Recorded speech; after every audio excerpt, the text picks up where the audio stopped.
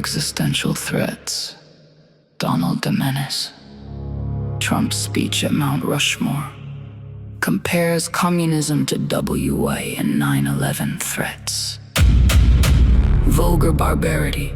ICE shot man weeks from legal status. Officer claims self-defense, man ignored commands. It's over already? Trump declares Iran's ceasefire over, calls peace talks a waste of time. Iran condemns Trump's vulgarity amid escalation. Calls Iran's leadership scum. Vicious, violent people, assassination threats against Trump. They had leaders, they're gone. Americans to die. US launches powerful strikes on Iran, pumping turmoil, oil prices surge as US-Iran hostilities resume.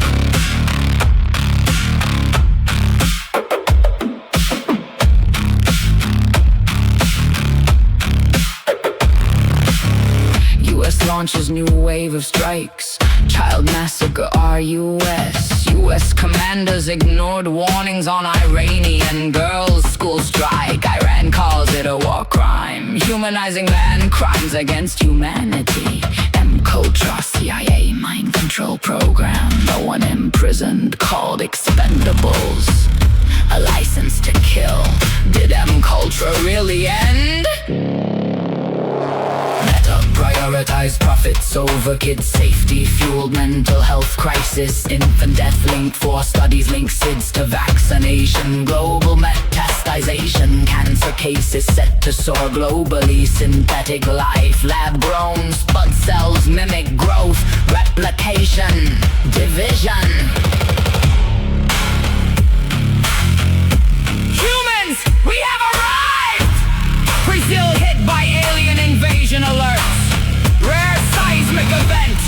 Too strong quakes shake Venezuela. Get behind the woodshed. See the reality. Donate fuel to watch with coffee. Find sound minds in RLM chats and global platforms. 24/7. The watch never stops. BTWRLM676.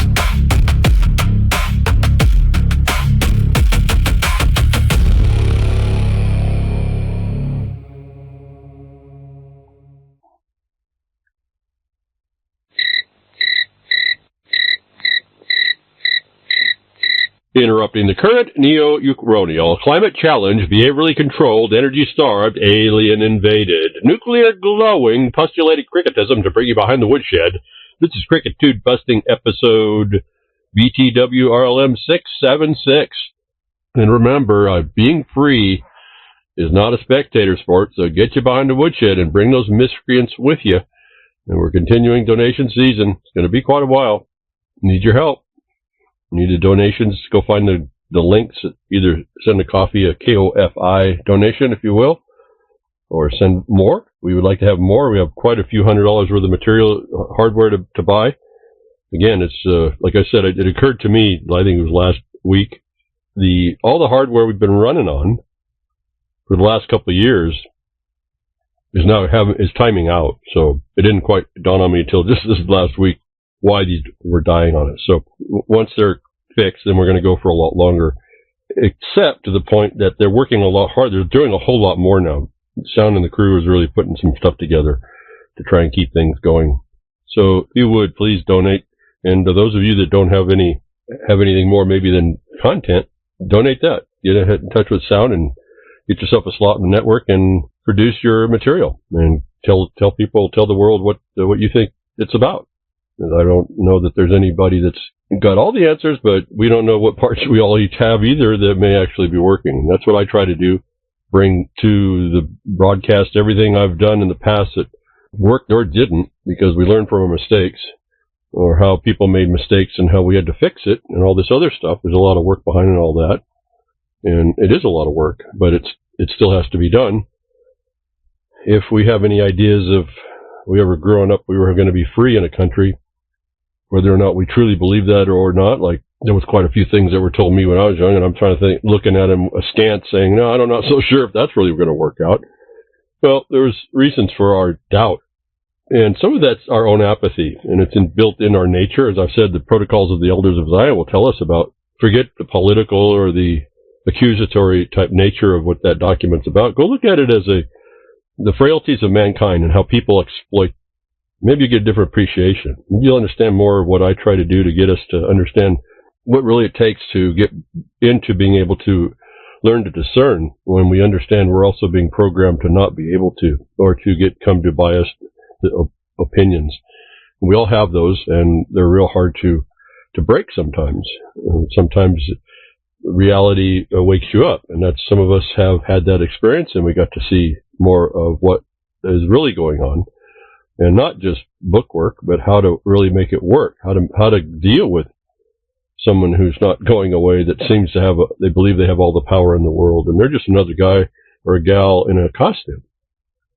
And we do have to give over some authority, if you will, around, because, you know, we're not, as people, we're not so that great. We tend to want to hurt lots of people when it comes down to it. There's lots of people that'll do that. Not we tend to, but there's a lot of that going on. And there has to be apparently some force that stops it. We're not able, for as much as I would say, you know, we don't need government.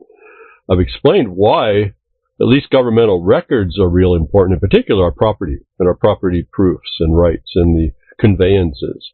And it's really important to have a third-party arbiter. Well, not arbitration, not what they've done today, but where do you put the things that men and women need in their daily effects is kind of what I speak to. You have to invoke all that. And part of that is understanding the black and white, that I believe we're an occupied people, and that's what the occupier speaks through. And if you're in an occupied territory and you don't speak the proper language, then you're going to get the trouble that is meted out to you. It's pretty simple. When you start talking more closely to it, and they recognize a limitation, now we might start to get to where there's going to be a more even keel in the justice instead of just us. And then when all that doesn't work, we're already told right in the documentation, and it's not just the United States, but it is part of that founding documents, about the right to alter and abolish. And that's always in anybody who has any sovereignty at all. That we have a nation of people that don't want to do much of any of that, and think that tweeting out things or getting on a network and telling people, that conveys the information. It's the action that's going to cause the change. It could be an inaction that causes a change, but it has to be a well-made inaction as well. So, if you will, donate to the network. Get all the voices of the hosts of the past to be there for people that haven't heard about all this stuff. And any of you that want to make new content, get in touch with Sound Minds. Find the donation buttons. I do appreciate it. It helps out a lot. I know Sound appreciates it. In trying to keep Grimner's White Elephant going, and actually I said going to put a 10 on it, actually speed it up a little bit and get it into maybe the Golden Goose in the context of giving people the information they need and let them decide for themselves, not like what we see people deciding for us in the authority. Well, as we saw the great Kobe swindle, they made up all the rules and how it was going to go work, and it was all a fraud. All a fraud. Based on a fraud, never change. Can't change when it starts out as a fraud. Utah just quietly made and you can't be a spectator when someone threatens you with a menace that doesn't exist to hide a real existential threat. Trump warns of a communist menace in 250th U.S. anniversary speech.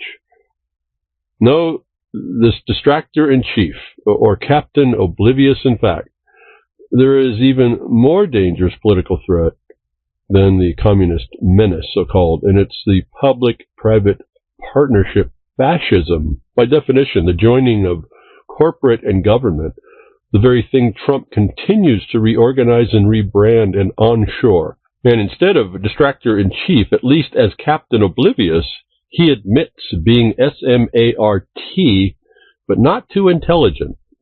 Well, he doesn't admit to it because he's too stupid to see it, even as it drowns him in the swamp he didn't and isn't going to drain as he promised. In fact, he uses fascism as a life preserver.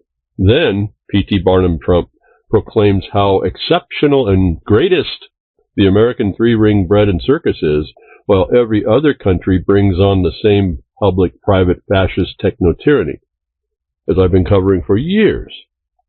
Or as he has said that it seems like a good idea to him, he had no problem with whatever his billionaire boys insiders tell him is good.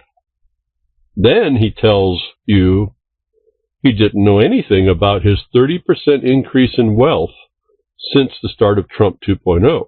Well, because the funds, so-called, are handling his finances, while at the same time not saying those funds or managers are the same chosen billionaire boys insiders. He'll also say, proving the markets are doing so good, beautiful, great, the greatest, the best ever, while Americans pay the price and into the future. The president has urged Americans to protect their unique identity and, quote, majestic freedom, close quote. Did you hear what Trump just asked for? Instead of him saying the government will be returning to its roots, restoring this country's founding principles, and to secure the rights of we the people, no. Instead, he tells people the government will be doing none of that. The government will be continuing its long train of abuses, and that it will be up to we the people to alter or abolish the forms and substance of the odious usurpations which they have grown accustomed but suffer without remedy. Trump is telling Americans to protect their unique identity and majestic freedom from him, the Billionaire Boys Club, and the rest of the swamp, because it isn't going to. U.S. President Donald Trump has delivered a speech from Mount Rushmore as his country marks the 250th anniversary of its Declaration of Independence.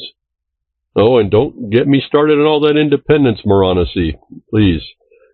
If America ever actually was, we the people failed to keep the republic long ago, despite a spirit willing. It takes more. As we are earnestly told, spirit without works is dead. Quote, the United States of America is the most successful, most accomplished, most exceptional nation ever to exist in human history. This is a humanist's history, the history of monsters without inheritable blood, right?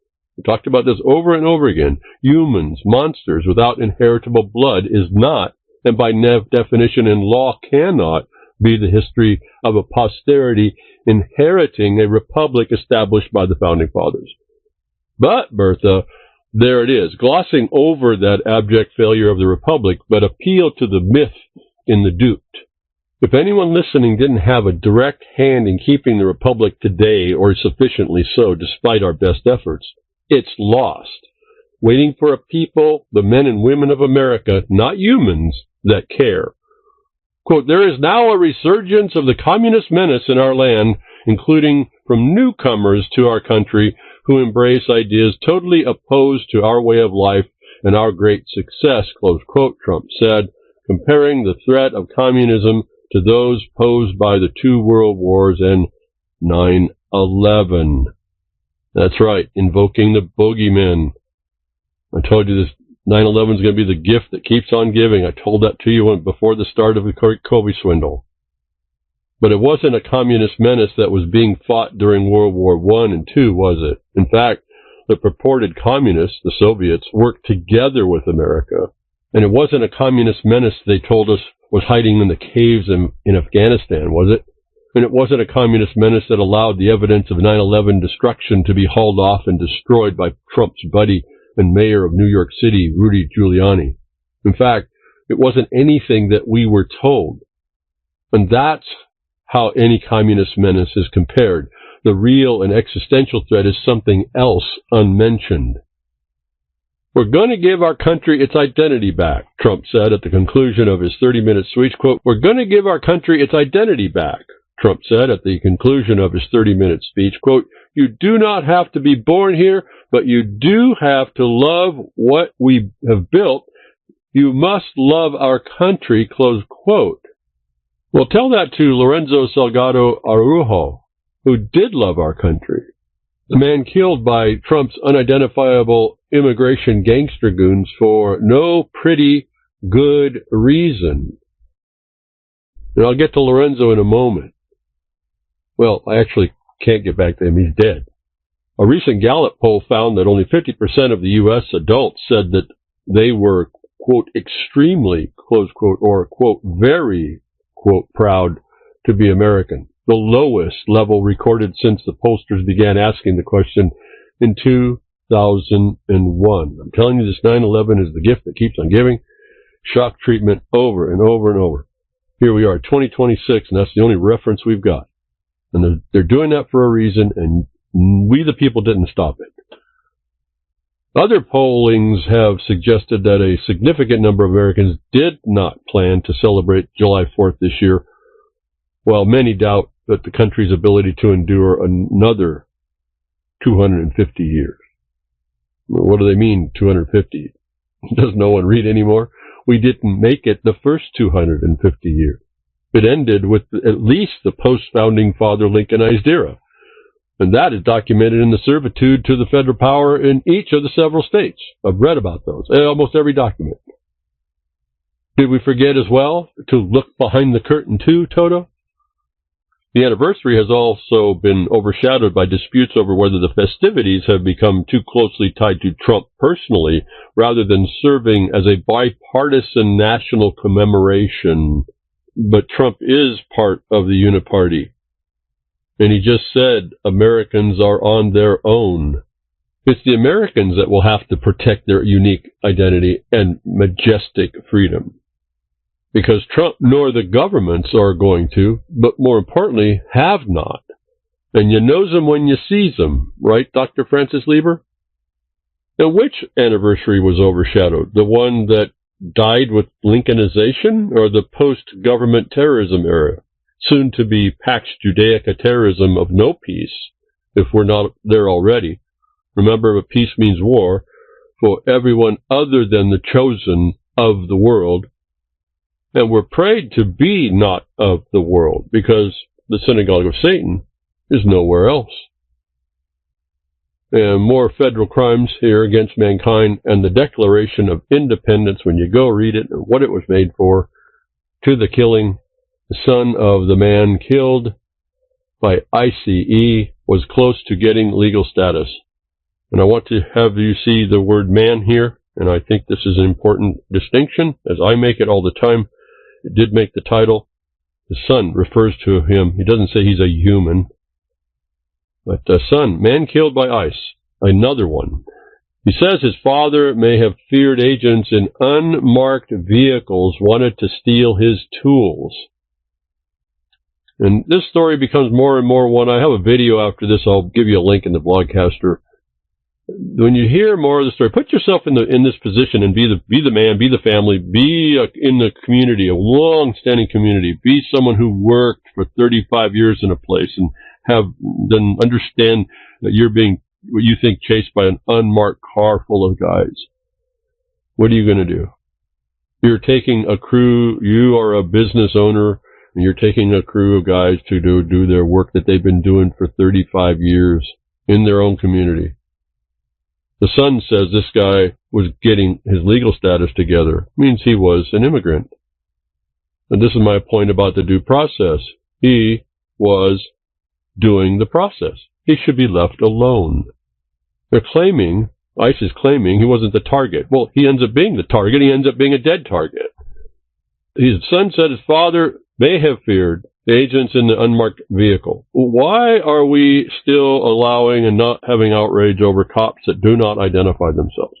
This used to be a very big deal that seemed to be swept under the rug since 9/11 as well. A Mexican national fatally shot by an immigration and customs enforcement officer in Houston had no criminal convictions during his decades living in the U.S. and was driving a crew to a home building site when he was killed, his family and a Texas congresswoman said Wednesday. Lorenzo Salgado Araujo, working towards securing legal status in the U.S. and knew what to do if stopped by ICE, his son said. Ronaldo Salgado said his father may have been scared that the people in unmarked vehicles were coming to steal the tools he used for 35 years to build homes from sunrise to sunset, so he could send his 3 American sons to college. And he did. And they did. Quote, he did not deserve to die. He did not deserve to be reduced to a headline of a Mexican man shot and killed by ICE.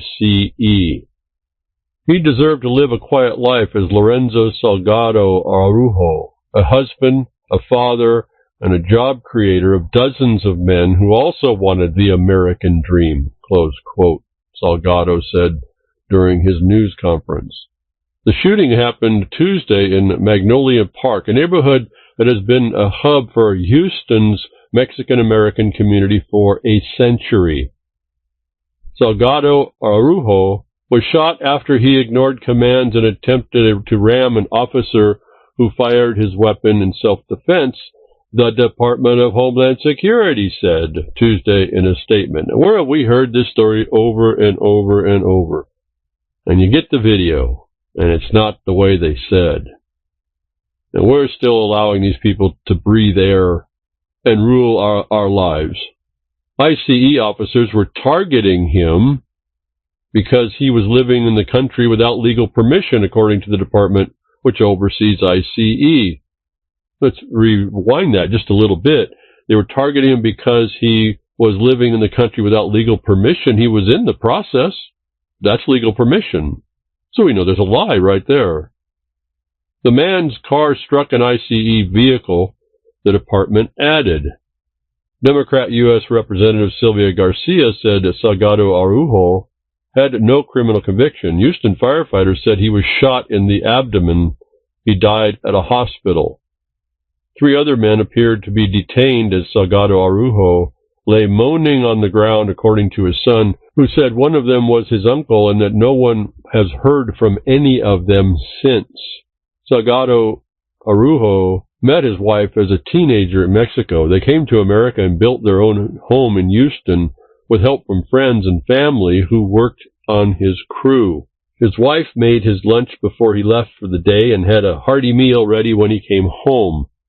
He would listen to music and pet his dog on the porch, Salgado said. Quote, after nearly 35 years of working to give us the American dream, he made the choice to begin the process of obtaining his American dream through a work permit, close quote, Salgado said. Quote, we dotted every I, crossed every T, filled every document, and attended every appointment. He was close to obtaining his legal status, close quote. Folks, are you listening to this? What else is someone supposed to do but get in the process and do it? Totally not what Trump was saying he was fighting, people just flooding in. Whoever let them in. It's like you're in the middle of doing an application process and then someone decides that they don't like you, you're not legal quite yet, and they hunt you down and shoot you. But I'm hanging this little thing about, I mentioned it when I come into this part. Go read one of the reasons that the Declaration of Independence was created. It had to do with immigration. That was part of the Declaration of Independence to allow it. Salgado Araujo had a biometric scan and fingerprints done earlier this year, his son said, and had carefully studied what to do if ICE pulled him over. If he would have known them. If he was speeding away, it was probably because he feared having his tools stolen, his son said. Quote, had my father seen an emblem of ICE or an emblem that says anything about law enforcement agency, my father would have complied, close quote, his son said. And I guess part of me is this, I'm so angry at this. Whole lots of things I don't have words for. I've known a lot of Mexican people. I don't think I've ever been attacked by anyone, any of them. They're all hardworking. They all try to comply with the law. They do not want to get on the opposite side of the law, particularly the ones with families with businesses and all that. So this is particularly insultive to me. Of all the Mexican people that I've worked with, a couple of them helping me, they didn't have to, just the kind of people that they were and are, helping me to get along when I was having trouble, showing me tricks of a trade, if you will. Didn't have to do any of that. And that friend, he was also very careful to understand what to do around cops. We talk about it periodically, and a lot, actually. They don't want to get in trouble. They just want to get their life and keep making that American dream as best they can. So it's quite the insult to hear this, read this through. In particular, to know that they knew him. He wasn't a question. Federal officers have not released a video of images of the shooting or the alleged damages to the vehicle. Salgado on Tuesday joined civil rights groups and Democratic officials in urging federal authorities to release all the footage and other information it has on the shooting. And where are the Republicrats here? Where's the Republicans? Where's everybody? In several other shootings involving federal officials, initial descriptions by immigration officers have sometimes been contradicted later by video evidence. Every one so far, it seems to me. Harris County District Attorney Sean Tier said the Salgado Araujo family and the community deserve the truth, but federal authorities are exclusively handling the investigation at this time. And I'm not so sure that that's the only thing that can happen when the state's supposed to be involved. And this is maybe the potential problem with someone not being any state citizen at that time. But I'll send you also a link, give you a link, the description of which is Lorenzo Salgado Araujo was gunned down by ICE in the streets of Houston, leaving behind a devastated family and an angry community. The CEO of LULAC, L-U-L-A-C, Juan Proaño, who joins Katie Fang for the very latest on Lorenzo's killing, including exclusive information about how the family is being thwarted from even being able to secure Lorenzo's body for a funeral. Now, don't be confused by what I say here, but I disagree with the host's claim of the dehumanization of Lorenzo Araujo, this animalification of good people by bad government. Is the humanization of good men and women into monsters to justify what humanistic fascist government does to good people. This is not dehumanizing. It's the humanization of mankind against nature and nature's God, so declared. But for street language, understanding, she's correct. Or what everyone would think, oh, the humanization stuff. No. I'll go with it, but that's not what I believe. They're taking men and women and they're humanizing, they're monsterizing, they're animalizing them so they can degrade them. The Trump administration, as the others in all police forces, are in the business of humanizing people. And the Supreme Court just allowed targeting people based on perceived race lawful, if you can believe this usurpation of law and good principles. And Americans, and almost Americans here, are not immune from the same not too pretty and good treatment, or Miramar Martinez eyes too. For those of you thinking you don't do nothing wrong in this breads and circuses post-founding father Lincolnized terror era arena, everyone but the chosen are presumed criminals, and it's not a non-spectator sport. And you are the potential targeted prey of these damn dirty apes. And since the Epstein files is still a thing, and the World Cup distraction is over and didn't last long enough, let's change the channel back to Iran until people forget the Epstein files. U.S.-Iran ceasefire is over, says Trump. The U.S. president said that there is no point in talks about resuming strikes in response to, quote, unwarranted aggression, close quote, in the Strait of Hormuz. Well, let us look closer at this word salad from the aggressor-in-chief. Quote, there is no point in talks after resuming strikes in response to the, quote, unwarranted aggression in the Strait of Hormuz. Well, that's right, isn't it? There is no need for a ceasefire to the unwarranted aggressions Trump started. Continues and never had any intention to stop because, well, Satan Yehu. So Trump, being no deal kind of guy, in the artifice of the deal, what's the point to continue the facade, especially when there's a profitable order to be made out of the chaos, whether privately or to boost his ego, or to have people grovel to him, or his billionaire boys insider club market trading in turmoil, while we all pay for it at the pump or otherwise. And do we yet know the actual value of a barrel of turmoil?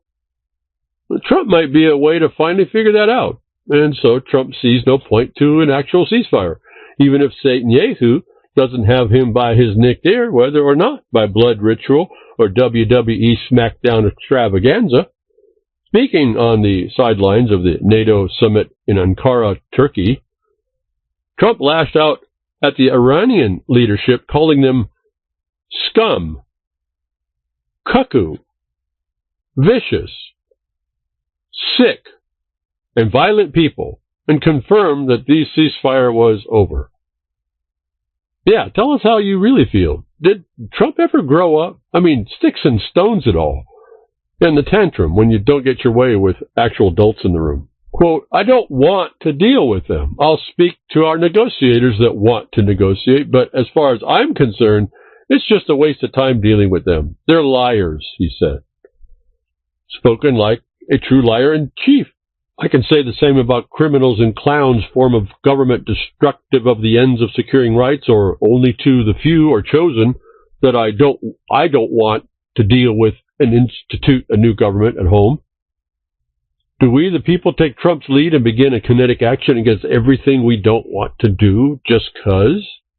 Or do we need just cause? And hasn't Trump given we, the people, that just cause when acting just cause he don't wanna? And if not, why not? And these now unnamed negotiators Trump refers to is a glaring tell. A plausible Zionist first and profit-taking deniability, don't you think? These corrupt bastards are pretty good.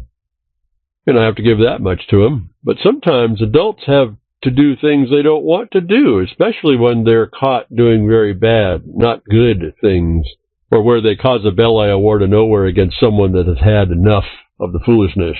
Iranian media reported that one of the tankers, which was linked to Qatar, was attacked as it was sailing through the strait and, quote, ignoring repeated warnings, close quote. A government source told Press TV that any traffic through the choke point should be approved by Tehran. As tensions escalated, the Islamic Revolution Guard Corps said it launched strikes on dozens of U.S. military assets in Bahrain and Kuwait, adding that it downed another American MQ-9 drone. There's another $30 million ding to your pocketbook as they ask for $100 billion Bravo dollars more. Maybe you can give up a little more food and travel to pay for it. Wait till the $300 billion Bravo dollar welfare queen Israel is reorganized into the Pentagon and controls your $1.5 trillion tango dollar military. The Synagogue of Satan Zionist political movement won't need your measly $300 million Mike dollars in welfare subsidies after that. You think the costs are high now under a politically hobbled country? Wait until Israel takes control in law of the military, industrial, and digital infrastructure and the open secret Baal Room national security basement editions. Yeah, keep being crickets and don't make your objections known, and more loudly than your contented chirps.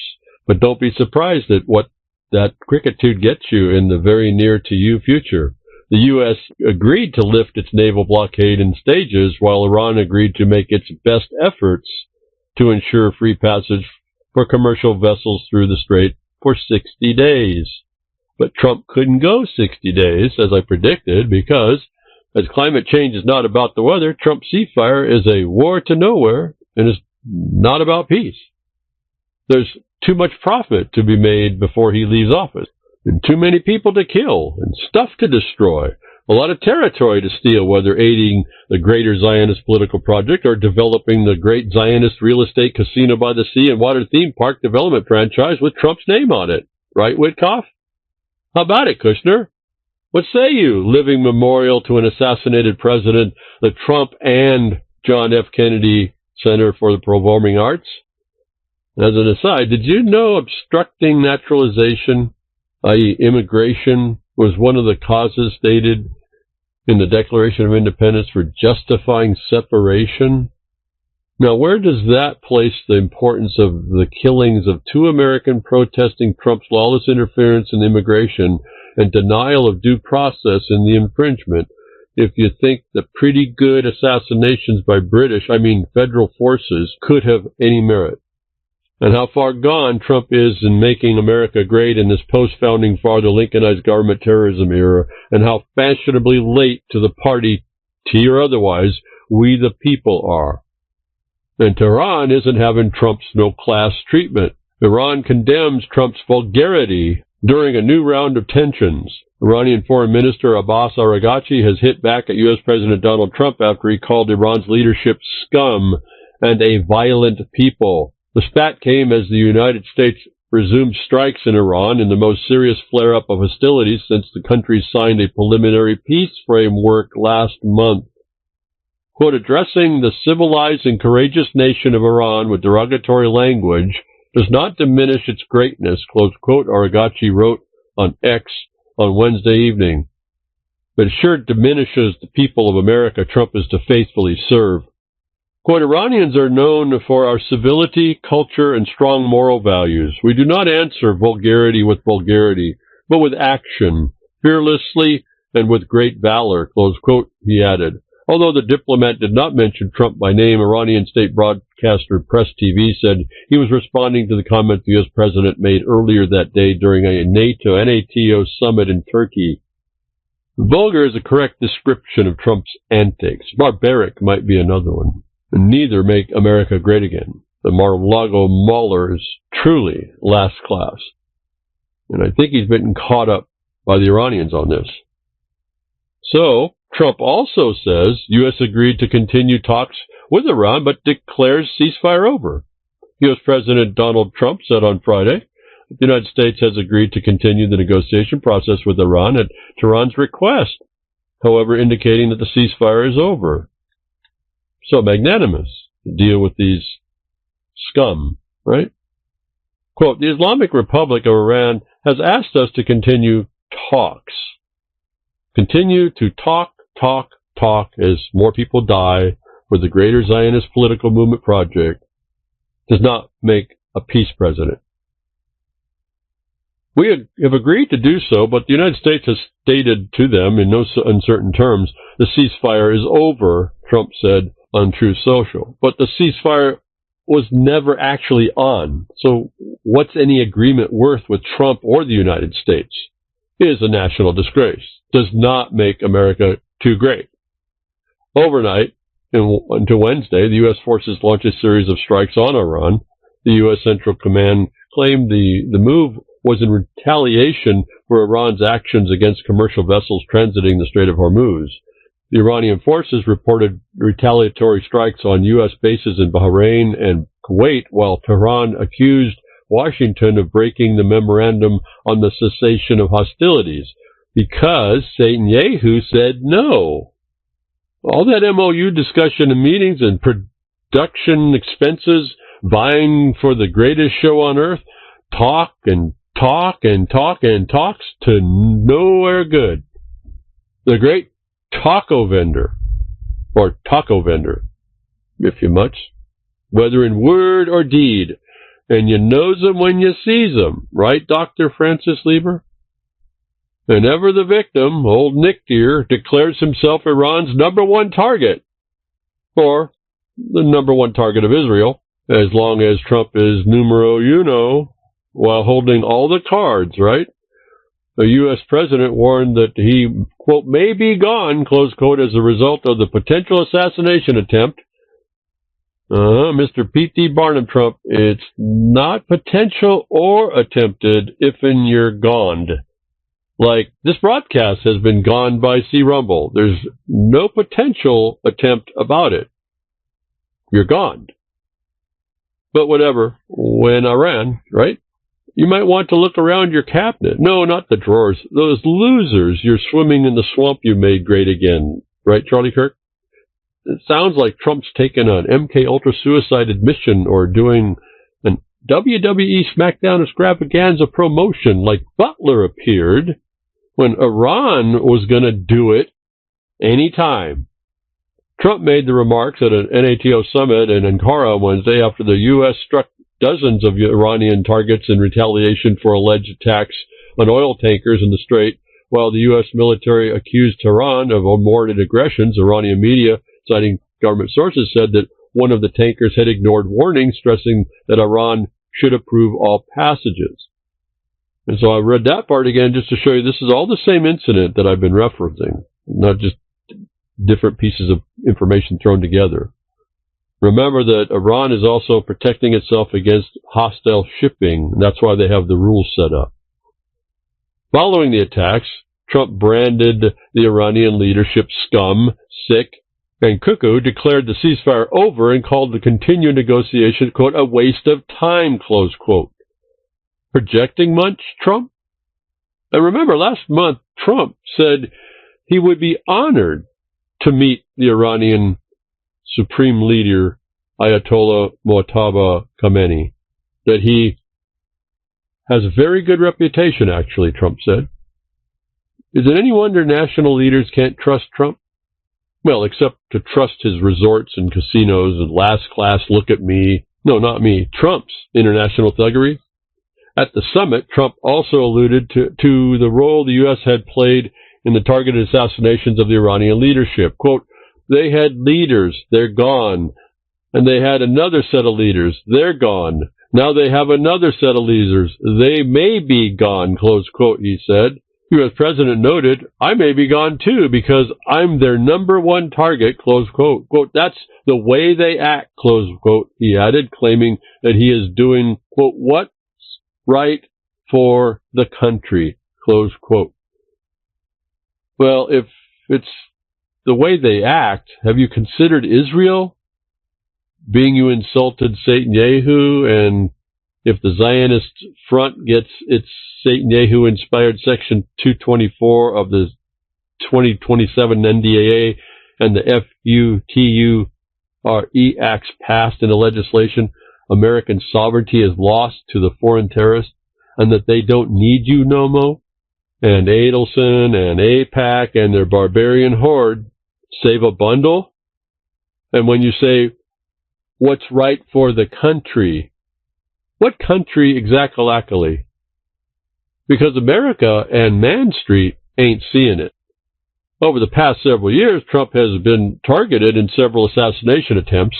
He was hit in the ear by a bullet fired by Thomas Matthew Crooks at a campaign rally in Butler, Pennsylvania in July 2024, an attack that killed one rally-goer before Crooks was shot dead by a Secret Service sniper. But was he actually convicted? Was Crooks convicted of doing that, actually?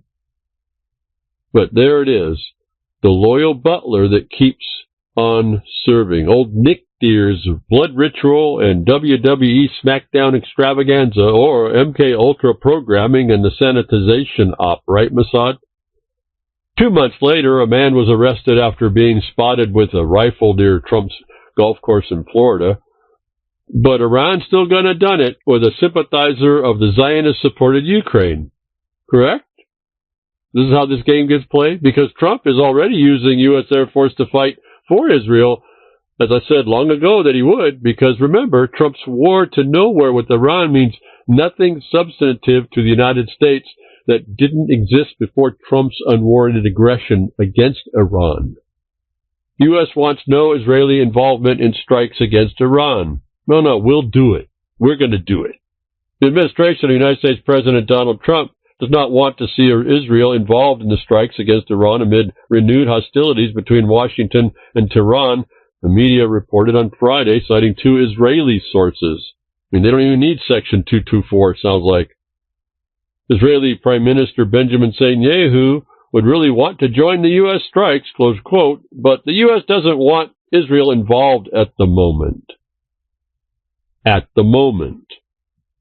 Overnight into Wednesday, the U.S. forces launched a series of powerful strikes on Iran. The U.S. Central Command claimed the move was in retaliation for Iran's actions against commercial vessels transiting the Strait of Hormuz. The Iranian forces reported retaliatory strikes on U.S. bases in Bahrain and Kuwait, while Iranian authorities accused Washington of violating the memorandum on the cessation of hostilities. So you see, Iran's holding on to that. Trump says it's over. But it was never started. Trump's never going to be agreeable to any of it because he's really not calling the shots, is he? What Iran's trying to do is hold on to something.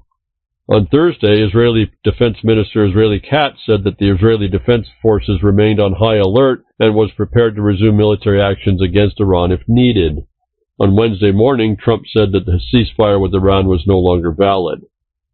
But no longer valid, never was. And speaking of the billionaire boys insiders exploiting Trump's dump and pumping turmoil, well, you will pay one way or t'other. Oil prices have surged as tension between the U.S. and Iran flared again, raising fresh concerns over supply disruptions in the Middle East after Washington reinstated pressure on Tehran and resumed military strikes. The U.S. Treasury Office of Foreign Assets Control, the OFAC, on Tuesday revoked a 2-month sanctions relief license for Iranian oil following the reports of attacks on commercial tankers in Strait of Hormuz. U.S. forces also carried out a new wave of strikes against targets inside Iran overnight and Wednesday.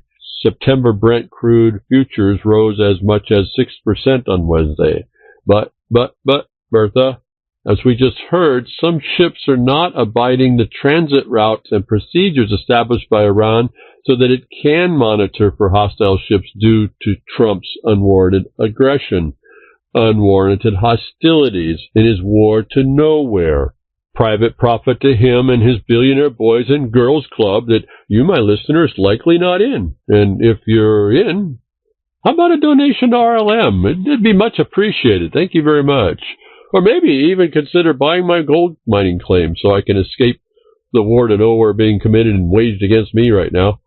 A very similar acting condition. Juvenile delinquent criminals that decide that acting like stupid animals is better than actually solving a problem they create. And remember, that's private profit Trump says he doesn't know about because funds manage his wealth. To the tune, it turns out, increased that wealth by 30%, it's reported, since only this administration, Trump 2.0. Because he's immune, he says. The infallible one in chief, it would seem. On Wednesday, U.S. President Donald Trump told journalists that the ceasefire between Washington and Tehran was no longer... How many times are we going to hear this over and over? All these stories. But old Nick Deer, Trump, said he would not prevent U.S. diplomats from holding talks, but did not believe they would produce any results. Well, because Netanyahu does not want peace positive results. And those diplomats, so-called, or negotiators that want to negotiate, his developer billionaire family and friends, can still provide Trump the excuse to dump and pump turmoil from the Wall Street station, convenience store, and casino at the expense of Main Street. And speaking of the menace in the world, the truth is finally admitted. U.S. commanders ignored intelligence warnings before strike on Iranian's girls' school. Senior U.S. military commanders ignored warnings that the intelligence on the targets in Iran was outdated as they rushed to compile strike lists at the start of the war, as even anyone behind the woodshed understood. Finally admitted. Citing sources familiar with the decision-making process, CNN said that the decision contributed to the deadly strike on an Iranian girls' school. And I guess we'll just look right past that. The Trump administration just admitted to killing a bunch of children, 168 reported, 175 total in that it had been vehemently denying this whole time.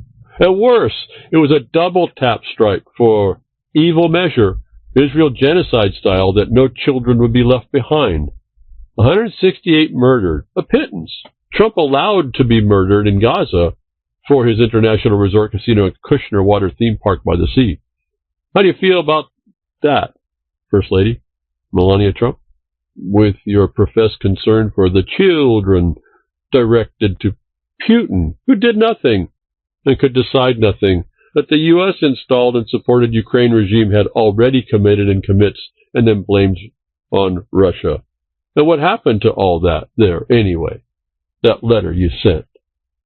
And those children.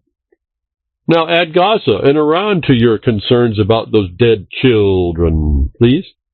The bombing in which 120 students aged 6 to 13 were killed in addition to 36 adults happened on February 28th, the opening day of the U.S.-Israeli military operation against Iran.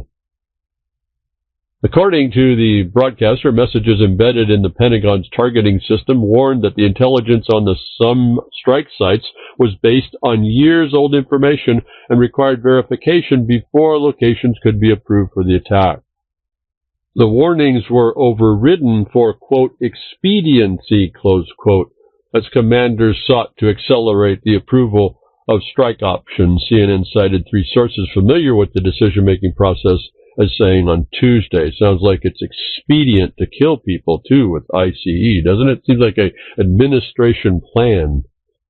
Secretary of War Pete Hegseth announced a formal investigation in March. CENTCOM Commander Brad Cooper said in May that the findings would be made public once the inquiry is complete. Behind the woodshed, we already had the answer, didn't we? According to CNN, the U.S.'s military officials, quote, knew within days how the mistake happened. One of those sources told the outlet that, quote, it was obviously old info, close quote. Bloomberg reported last month that the Pentagon investigation was complete in April and found the strike resulted from gaps in the military targeting system. According to the outlet, the U.S. intelligence analysts identified the Manab site as an elementary school rather than an Islamic Revolutionary Guard Corps naval facility in 2019. But the updated assessment never reached the military commanders because it was entered into a digital intelligence tool that was not linked to the Pentagon's official targeting database. What happened to Doge? He was given information at AI Grok, wasn't it? Yeah, targeting information. What happened to that? U.S. President Donald Trump said last month that the actual culprit behind the strike in Manab may never be established.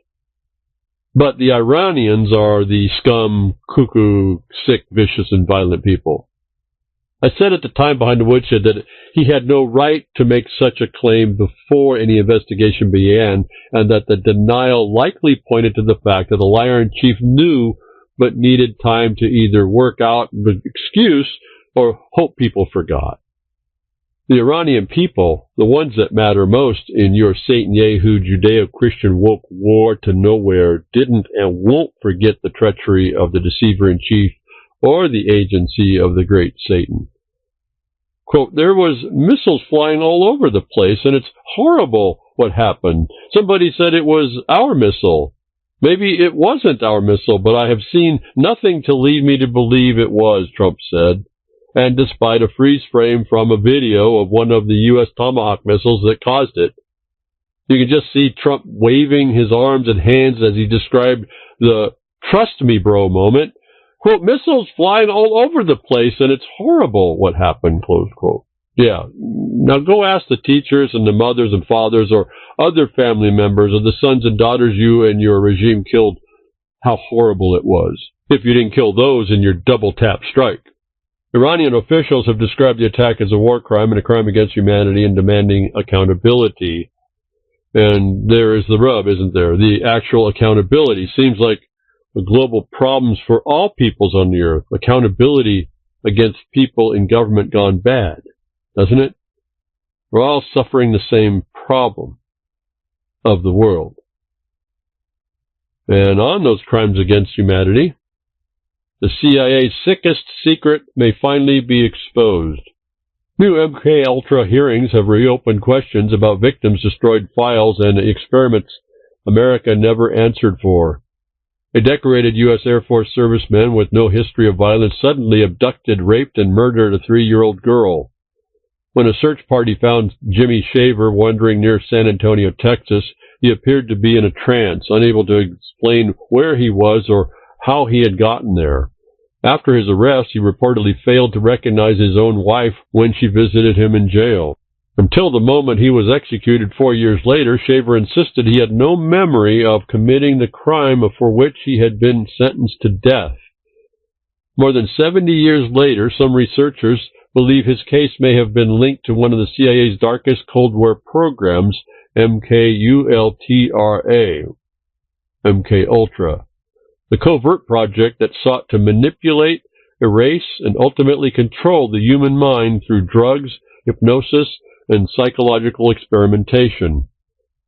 That possibility returned to the spotlight on June 30th when the U.S. Congressional Task Force on Declassification of Federal Secrets reopened one of the intelligence agency's most notorious chapters. Lawmakers pledged to uncover the truth behind MKUltra, the illegal human experimentation program through which the CIA developed and tested psychotropic drugs and interrogation techniques designed to alter behavior, memories and perception. Whether the hearing lives up to those promises is another question, but the testimony presented before Congress suggested that more than 60 years after MKUltra officially ended, many of the program's darkest secrets may still remain hidden. Congress promises again. That's right, effectless promises and again without accountability. Let's hear how accountability will likely slip by again. A task force chair, Anna Paulina Luna, left little doubt about the gravity of the allegations. Quote, administering drugs to people without their consent, subjecting humans to psychological torture, using prisoners and hospital patients as non-consenting research subjects, these are crimes against humanity, some of the worst, most notorious crimes of the 20th century, close quote, she declared in her opening remarks. How much less the great Kobe swindle. Quote, the American people deserve the complete record. The victims and their families deserve acknowledgement, accountability, and justice. No one went to prison. No one was ever compensated by the government for the harm they caused, close quote. The language was uncompromising, yet it was also strikingly familiar. Nearly half a century ago, Congress opened another investigation into MKUltra, promising victims that the full truth would finally emerge and that those responsible would be held accountable. Those commitments quietly faded away. The victims were never fully identified, compensation never came, and many of the program's records were presumed lost forever. Tom O'Neill, author of CHAOS, Charles Manson, the CIA, and the Secret History of the 60s, reminded lawmakers that they were retracing a path Congress had already walked once before. During those same hearings, committee members like yourselves promised the victims of MKUltra would be identified, compensated, and provided lifetime medical care, he told the panel. Quote, none of that ever happened, close quote. According to O'Neill, lawmakers in the 1970s accepted one of the CIA's most consequential claims with remarkable little scrutiny that after more than 2 decades of secret experimentation, the agency had simply failed to mastermind control. CIA officials repeatedly insisted that, quote, their 25-year effort to learn how to control the human mind had been a colossal failure, close quote. O'Neill believes that conclusion deserves to be revisited. For years, he has argued that the historical record tells a very different story, one that Congress never fully examined and that may have been deliberately obscured by the destruction of key evidence. To make the case, he turned not to speculation, but to documents exchanged between 2 of the central figures behind CIA's most secretive experiments. The blueprint for mind control. To support his argument that Congress never uncovered the full scope of MKUltra, O'Neill pointed to a cache of correspondence that, in his view, fundamentally changes our understanding of the program. The letters were exchanged between psychiatrist Louis Jolyon West, who, quote, sought to control the minds of people without their knowledge, with the ultimate goal of creating programmed killers, close quote, and Sherman Grifford, the pseudonym used for Sidney Gottlieb, the CIA's chief poisoner who designed and oversaw MKUltra from its earliest days. Far from describing a failed scientific curiosity, O'Neill argued the documents laid out an extraordinarily ambitious blueprint for manipulating the human mind. The open letter written by West in 1953, quote, outlined the objectives, methods, and intended outcomes of experiments he'd hoped to conduct on unwitting human subjects, close quote. Quote, it reads like a page torn from the research notebook of Joseph Mengele, close quote. O'Neill told lawmakers comparing the proposals to the infamous Nazi doctors' experiments at Auschwitz. According to the correspondence, West proposed conducting experiments on, quote, unwilling subjects, close quote, including members of the military, psychiatric patients, prisoners of civilian jails, and special subjects identified by the CIA. His methods ranged from administering psychedelic drugs, including LSD, to combining them with hypnosis in an effort to induce trance states, confusion, amnesia, and other artificially created psychological conditions. The ultimate objective extended far beyond studying human behavior. West envisioned techniques that could extract information from unwilling subjects, implant false memories, and alter the beliefs, attitudes, and loyalties of individuals who had previously remained resistant to interrogation or manipulation. Now, just interject before I go further. You're hearing like the internet here? You're hearing the current technology now, digital, able to affect your brain without you knowing it, preparing you, as I've been talking all these years. The blueprint also revealed how carefully the operation was designed to remain invisible. Funding would be disguised, institutional links concealed, and even many of West's scientific and military colleagues kept unaware of the true nature of the research. According to O'Neill, Gottlieb responded enthusiastically. If the correspondence accurately reflected the CIA's ambitions, it suggested that MK-Ultra was never merely a loose collection of bizarre experiments.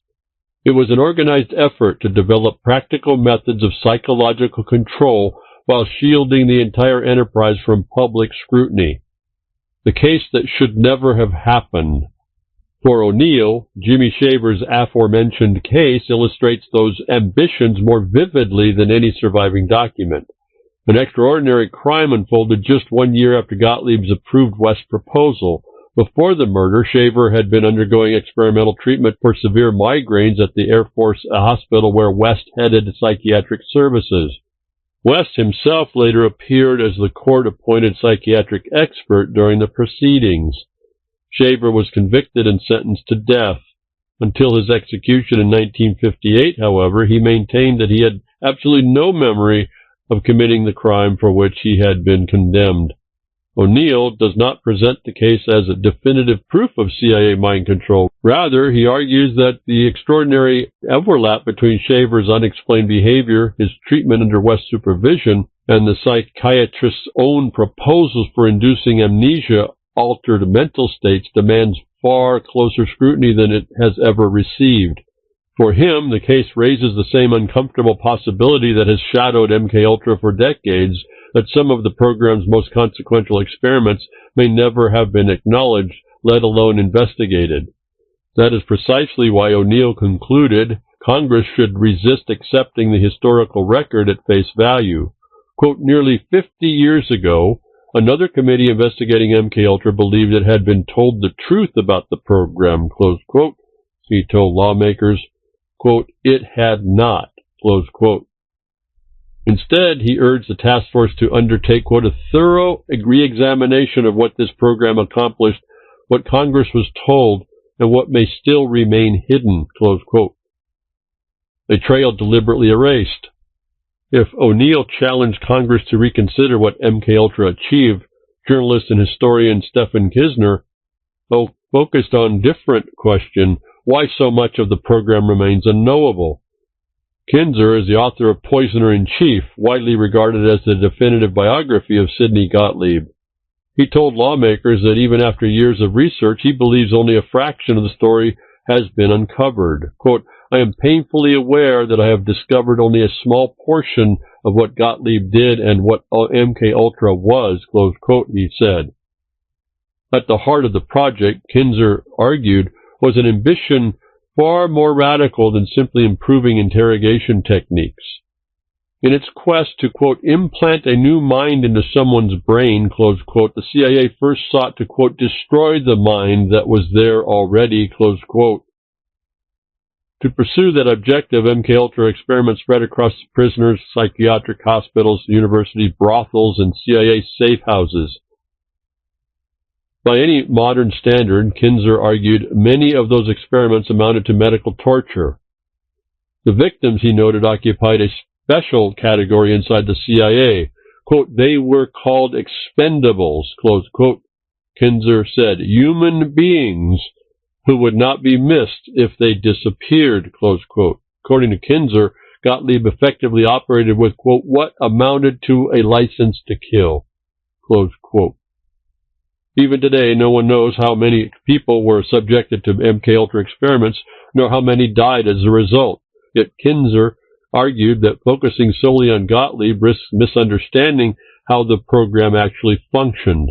The CIA senior leadership is said deliberately gave Gottlieb extraordinary freedom while maintaining enough distance to later deny institutional responsibility. Quote, this was a way for the CIA to deny its institutional role in MKUltra, close quote, Kinzer argued, quote, and to portray it misleadingly as the product of one man's sadism or excessive zeal, close quote. If that strategy succeeded, it was only because another decision made the historical record even harder to reconstruct. As public scrutiny intensified during the 1970s, Gottlieb and his superior CIA director Richard Helms ordered virtually all MKUltra files destroyed. For decades, that decision has been treated as the moment the trail went cold. Despite the destruction order, thousands of previously overlooked MKUltra documents were later discovered hidden among the CIA financial records by an agency analyst. Quote, that same diligence could bring results today, close quote, he told lawmakers. For Kinzer, the surviving files suggest that historians may still know only a fraction of what remains buried inside the agency's vast archives. The death that still haunts MKUltra. If Congress decides to press further, Kinzer suggested, one of the first places to begin would be the mysterious death of Frank Olson. Officially, Olson was an Army scientist who committed suicide by jumping from the window of a New York hotel in November 1953. And I hear that happens in Russia frequently, too. This is BTWRLM676. In reality, Kinzer reminded lawmakers Olson was secretly working for the CIA and had become deeply involved in MKUltra. Shortly before his death, Olson had reportedly expressed growing moral reservation about the program and indicated that he wanted to leave it. His death has remained controversial ever since. Quote, evidence suggests that his death may not have been a suicide, close quote, Kinzer said. Sound familiar, folks? If undisclosed CIA records still exist, he argued, they could finally clarify one of the agency's most enduring Cold War mysteries. But Olson's case is important for another reason. Rather than viewing it solely as an unresolved historical episode, Kinzer urged lawmakers to ask a broader, a potentially more unsettling question. Was MKUltra truly buried with the Cold War? Or did it simply evolve into something else? Did MKUltra really end? MKUltra officially came to an end in 1963 after years of secret experimentation failed to produce the breakthrough its architects had sought. Sidney Gottlieb himself ultimately concluded that, quote, there is no such thing as mind control, close quote. Kinzer does not dismiss that assessment. Instead, he argues that it reflected the technological limits of its time. Quote, even if he was right, close quote, Kinzer told lawmakers, quote, he may have been right only at that time, close quote. Since MKUltra's closure, neuroscience, cyber technology, and artificial intelligence have advanced in ways Gottlieb could scarcely have imagined. Those developments, Kinzer argued, raise an uncomfortable possibility. Rather than asking only what MKUltra accomplished during the Cold War, Congress should also consider whether the technologies available to intelligence agencies today have reopened questions the CIA failed to answer decades ago. Quote, covert agencies may have access to tools for mind control that Sidney Gottlieb could never have imagined, close quote, Kinzer warned. He urged the task force to consider whether, quote, some new incarnation of MKUltra exists today, close quote. There'd be total information awareness dominance, wouldn't it? Military doctrine of perception management in the cognitive battle space, psychological operations, and behavioral control. Sound like a new incarnation quite fits there, doesn't it? For Kinzer, revisiting the history of the program is therefore about more than establishing the historical record. Quote, it has a chance to connect the past to the future, he said. It could help prevent the emergence of the 21st century MKUltra that could be even more destructive than the original, close quote. One last chance. Whether Congress succeeds where previous investigations failed remains an open question. Chair Anna Paulina Luna closed the hearing by arguing the lawmakers have, quote, a constitutional obligation to ensure the CIA never does this again, close quote. I guess they'll just rebrand it, reorganize, move it on over somewhere else. Maybe to another country that you then onshore into your military.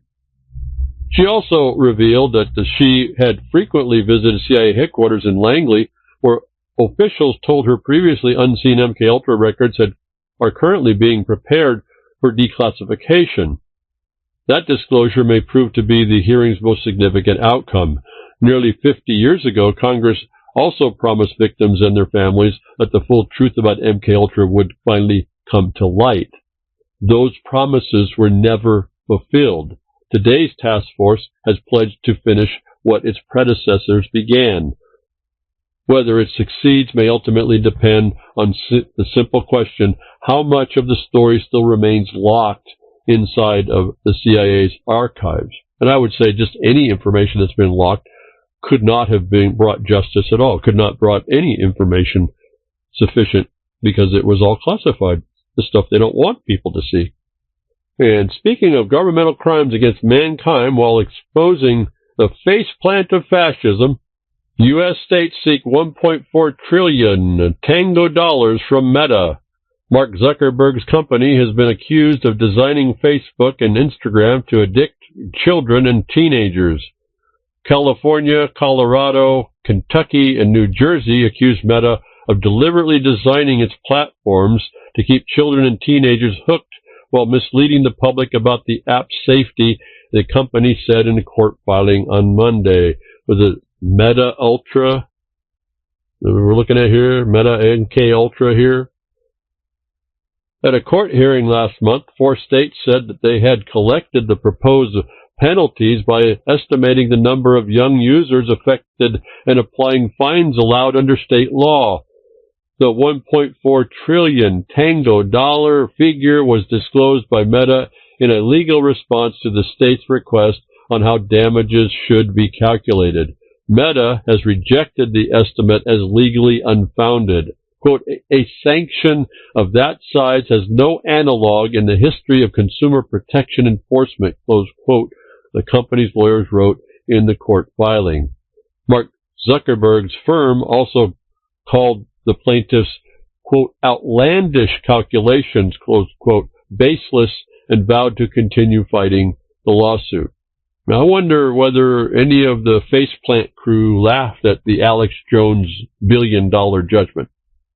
A California Attorney General's office spokesperson defended the case, saying it alleges that Meta, quote, has prioritized profits over the safety of kids and fueled the mental health crisis we see impacting a generation of American children, close quote.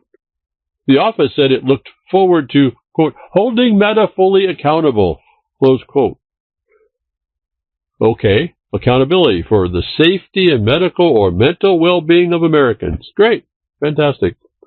Now do the perpetrators of the great Kobe swindle that is impacting American generations to come, if not forever. Oh, and do the Epstein files too, you hypocrite government exploiters of the children, we the people, and all things you are duty-bound to have and to hold and to keep sacrosanct. And then there is this earth-shaking finding. An ex-post with a video and a document from Secretary Kennedy attached. It was posted by Nicholas Hulsher, MPH, from the McCullough Foundation. 4 studies confirm sudden infant death syndrome from vaccination is real. Now, I'm reading a post. Please go get the information, read it all for yourself, qualify all this. I thought there was enough here you need to know. I found something else looking a little bit through this. I'm going to finish reading here, though, that when I told you early on to read the product inserts, apparently someone went and did and found out the DTaP vaccine now says it causes or could cause autism and sudden infant death syndrome. So we get back to this.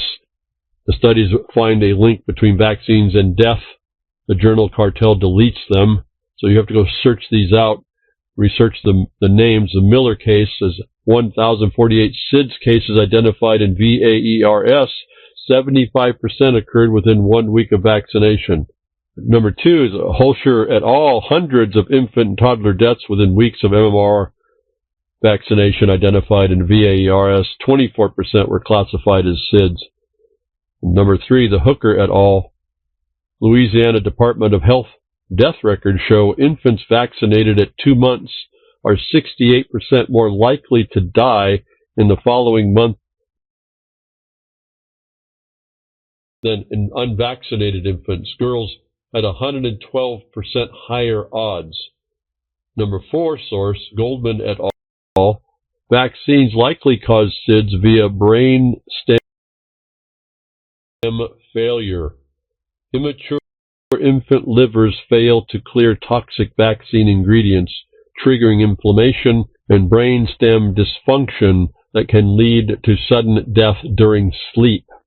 Then the censorship began. The Miller study was removed from the scientific record 5 years after publication following an anonymous, quote, post-publication concerns, close quote. Our MMR vaccine death study was removed from ResearchGate for posing, quote, a threat to public security and public health, close quote. Hooker's study was removed from preprints without any explanation. And science isn't supposed to disappear because the findings are inconvenient. The suggestion here, it's time to invoke the RICO Act, R-I-C-O Act, against the journal cartel.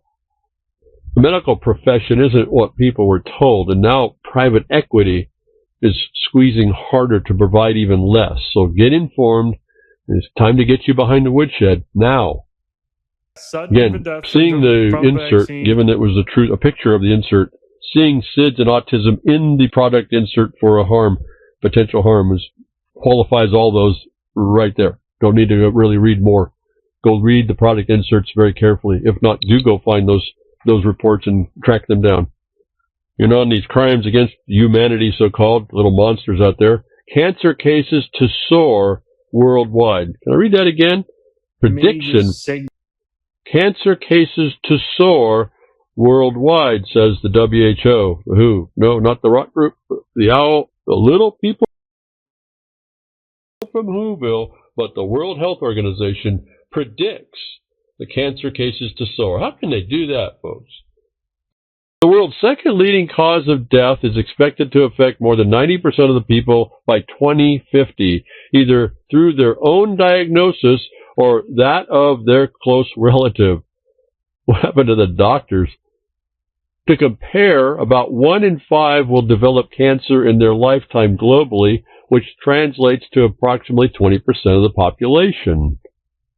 Now, what could have caused this change to such an increase at warp speed? Trump, you got any ideas? Any at all? New cancer cases are projected to nearly double worldwide by 2050, with the disease expected to affect more than 90% of the global population in some way. The WHO, not the rock group, the owl, or the little people from Whoville, Horton, but the World Health Organization has warned. How do they know, folks? In a report released on Wednesday, the agency said cancer remains the world's second leading cause of death after cardiovascular disease, claiming more than 26,000 lives daily. It estimates there are currently nearly 10 million deaths and 20.6 million new cases annually, warning that without urgent action, the latest figure will rise to 35 million by 2050. 1 in 5 people is expected to develop cancer during their lifetime, with lung cancer remaining its deadliest form. Despite rapid advances in treatment, the WHO says survival increasingly depends on where patients live and their financial circumstances. 5-year survival for breast and childhood cancers exceed 85% in high-income countries, but falls below 45% in low-income nations, it estimates. 23 countries lack radiotherapy facilities. 2/3 do not include cancer care in universal health coverage, and treatment costs force up to 90% of the patients in some regions to abandon care. And the scum over in Iran, they all have the radiotherapy and they give it to their people. Do you know that, Trump? Overall, at least 45% of the patients face financial hardship, making cancer a leading cause of medical bankruptcy worldwide. And that's the plan. In this non-spectator sport arena, it's up to you to plan differently. The agency estimates that if current trends continue, cancer will affect 92% of people worldwide at some point in their lives by 2050, either through their own diagnosis or that of a close relative. And I need to interject here. I've been saying this over and over because they're saying in the article, don't let this program you into disease. You put your mind on a better level, better frequency, do what you need to do. Don't take what they're saying here for real, and do your best to stay away from it. The WHO urged governments, international organizations, and the private sector to adopt a people-centered,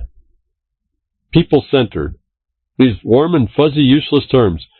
Isn't caring for the health of the patient already supposed to be people-centered?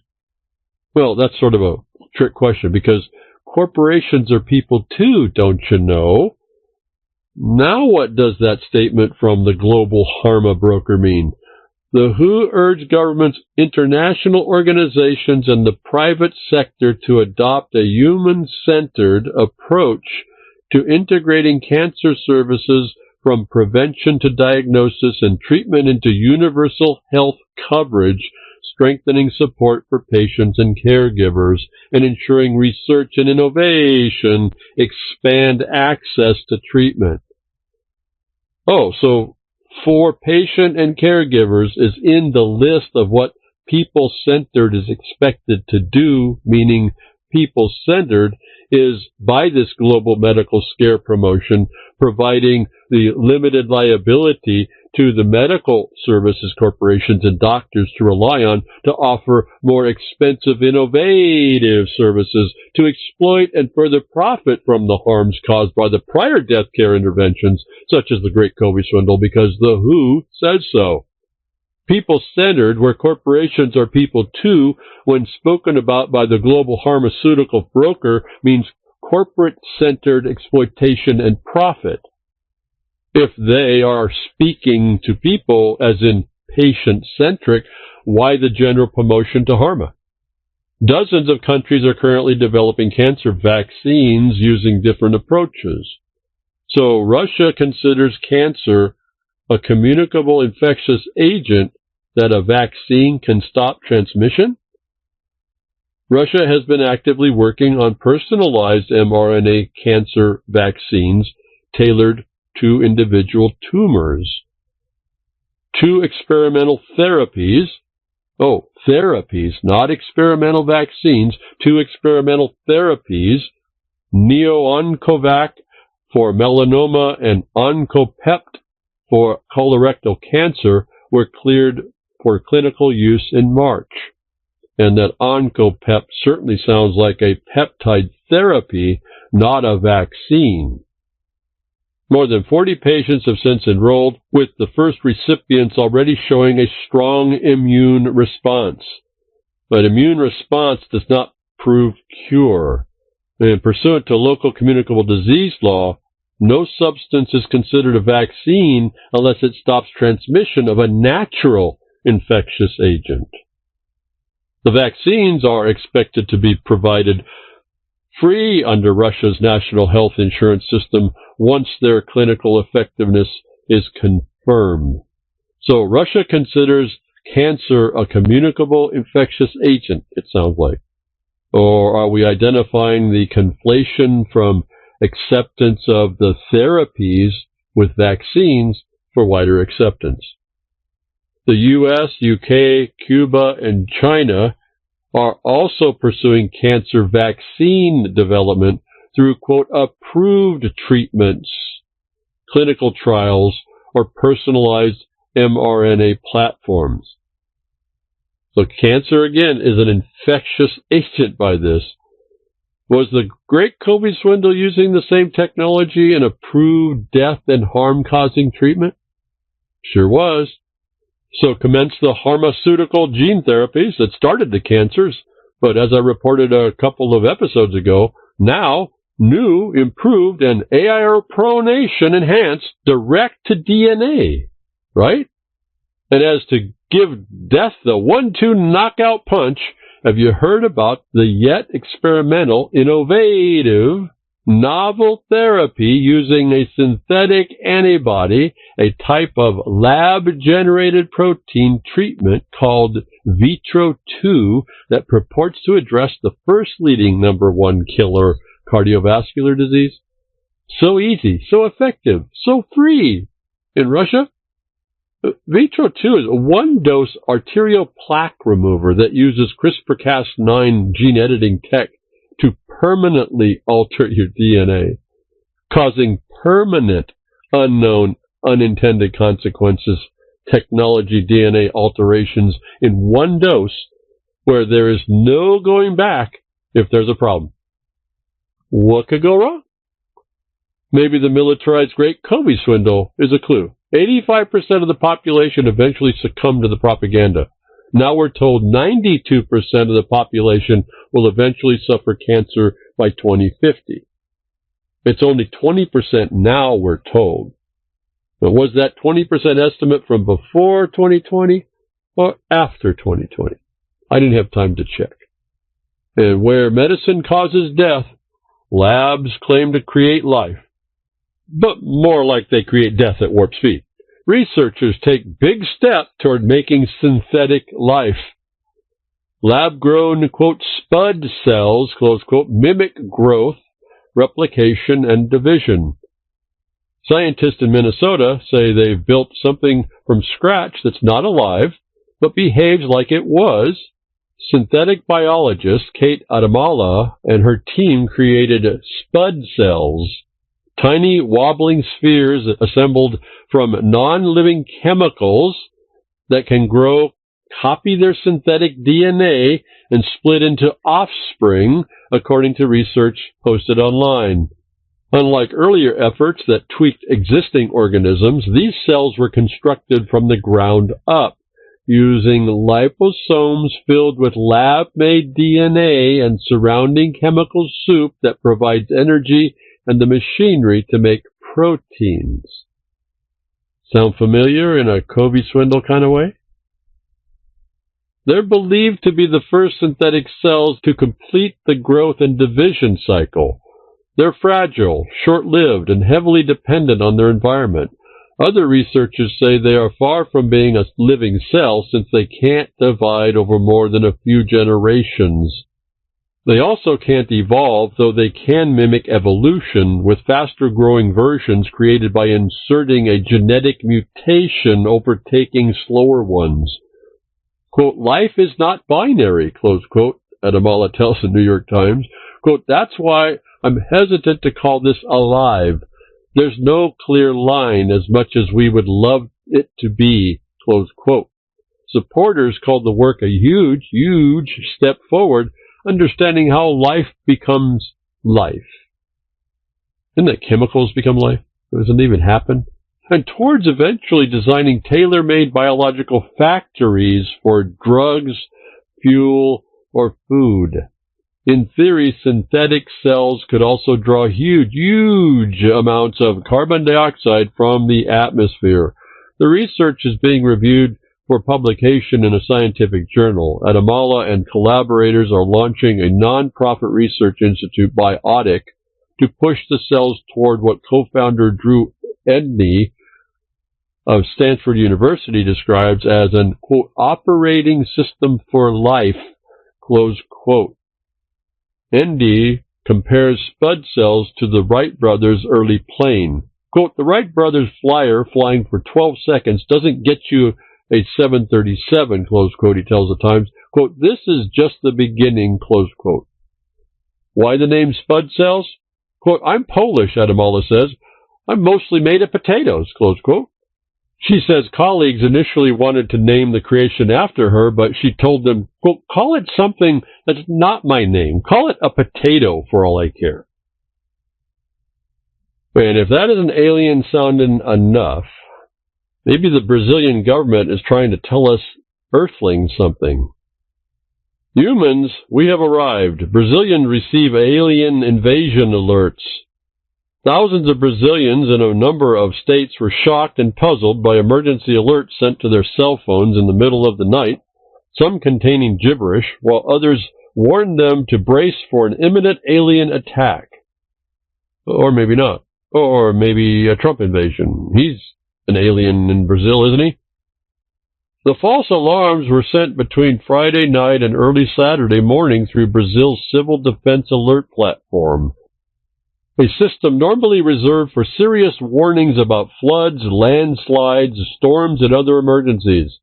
People in several cities were awakened by extreme alert notifications containing the word misanthropy, meaning hatred or distrust of humanity, while others received messages that sounded less like a public safety advice and more like an opening scene of a low-budget sci-fi film. Protect yourself! Alien attack! Humans, we have arrived! Read the messages received by some residents in Belo Horizonte, the capital of Minas Gerais state, according to G1 Global. Another version warned of a supposed tornado in the metropolitan region. The agency said the system had been taken offline at 1:30 a.m. on Saturday after an unauthorized third party remotely triggered alerts to several regions of the country. The federal police launched a probe as technicians worked to restore the platform. For the many Brazilians, the first response was not concern, but memes.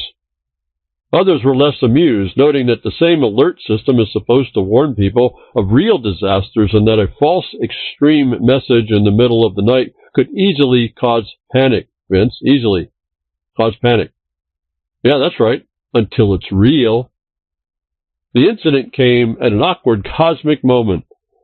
Just days earlier, the Pentagon released another batch of declassified files on unidentified anomalous phenomena, the official term for UFOs, including witness accounts, photos, and videos of unexplained objects. That release, however, came with the usual caveat that unexplained does not mean extraterrestrial. The Pentagon has maintained that the material contains no confirmed evidence of alien life, alien technology, or a government cover-up. As always, behind the woodshed, you be the judge. And speaking about faraway places and shaking up humanity, another type of earthquake, and I think we have just here witnessed it. Now it's a week or so late getting to it, but I think we just witnessed, or at least those of us watching, an historic terrestrial event.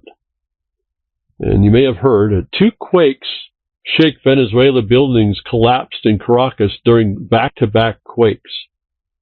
And to my knowledge, I've been watching many, many years, lots of decades, this is a very rare event. And at least in my lifetime, I've never seen 2 greater than 7 earthquakes hit so close together, essentially the same place relative to the size of the Earth. But these were actually something else, and I'm not sure many, if any, are aware of it. This was a much more massive event. Now, I've heard people talking about it. They could see the correlation, but I'm not talking from an idea you see the correlation of earthquakes at the same time around the globe, all at the same time, or relatively so. This was more correlated to what I have found before that connected them. And this becomes something even much more likely, much more rarer. An event that mapped a much larger system that I've been watching for decades or near ever, way back in high school, right before high school. I was doing this look.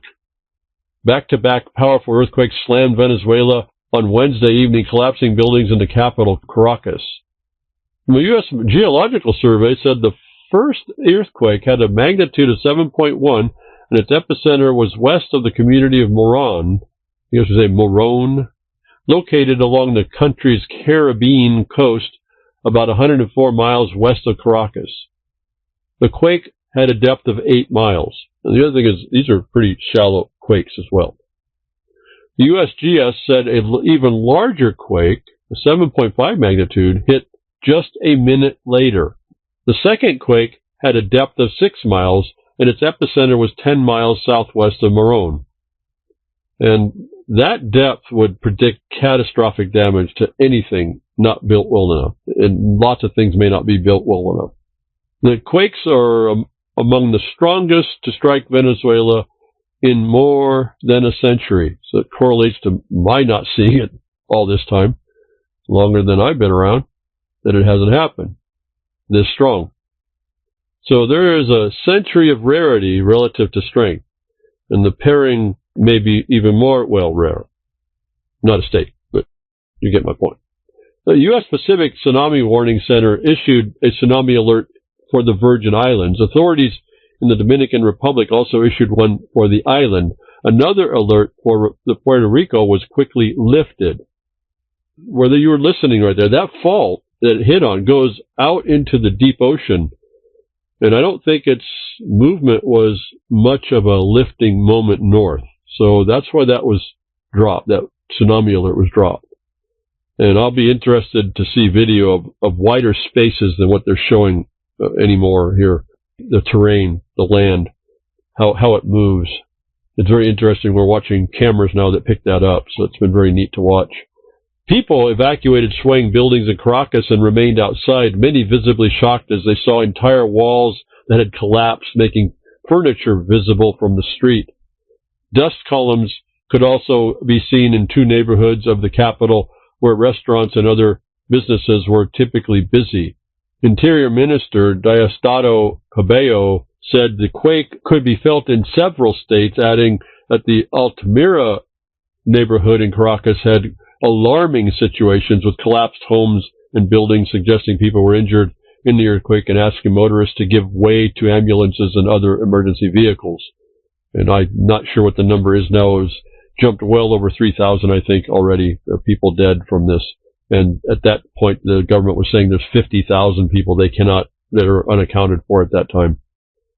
We urge people to remain outside as aftershocks could further damage some of the structures.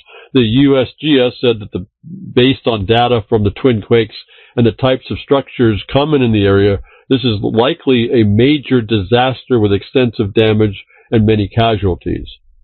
Again, it started out as a small number for a number of days along, but that number started to change drastically, and then it reached the point when people cannot survive longer without water, and that number within 2 days the number was jumping. They're still finding some people, but that number of rescued people was very minimal at that point. And so the number of dead started to drop as they can start uncovering it. But the 50,000 people were unaccounted for even then. Around 30 minutes after the Venezuelan quake, a powerful earthquake struck off Japan's north coast. And this is where it got even more interesting for me. So as well as the coincidence, take note it was in northern Japan. That becomes an anomaly relative to my quake reaction theory. And I've talked about this before. But as it happened, being in northern Japan, it makes the 5.6 earthquake in California relevant, though not to my mind by intensity, the respective intensities that it should have been pre-Banda Aceh. And I almost didn't consider the California quake as not being big enough because of that. It's inside the noise. It's also reported to have occurred earlier than the Japan quake. And these are all within like 8 hours of themselves, all these. And then I realized that 5.6 is in the noise. It occurred to me. I haven't thought about this for years because Banda Aceh kind of stopped all the excitement to track them all down. Because of this problem, the earthquakes seem to go into the noise. 5.6 is in the band of like 5.2 to 5.7. And so I didn't understand at the moment until it occurred to me that it might be relevant. The California quake might be relevant to all of this. In fact, it appears things occurred in reverse order relative to my theory, and almost all immediately relative to it would normally need days to propagate. The Japan quake had a preliminary magnitude of 6.9 and occurred off the eastern coast of Iwate, but there is no danger of tsunami, the Japan Meteorological Agency said. The quake had a depth of 30 miles, the agency said. The rattling occurred in an area where strong earthquakes have repeatedly been reported in recent months.